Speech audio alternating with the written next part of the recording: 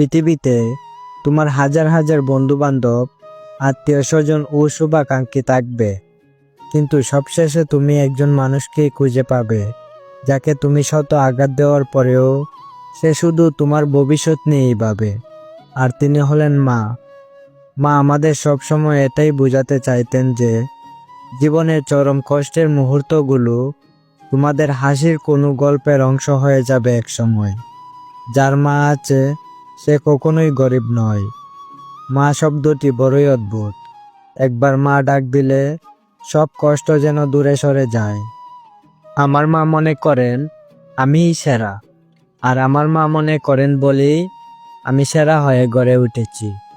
আমি জাস্ট আমি, অন্য কারো কাছে না হলেও মায়ের কাছে আমি সবচেয়ে দামি। মা সব কিছুর জায়গা নিতে পারে, কিন্তু তার জায়গা দুনিয়ার কেউ নিতে পারে না। প্রতিটি শিশুর জন্য তার সর্বশ্রেষ্ঠ শিক্ষক হলো তার মা।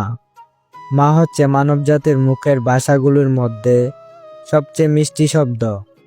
যখন আপনি একজন মা, তখন আপনি কখনোই একার জন্য চিন্তা করতে পারবেন না।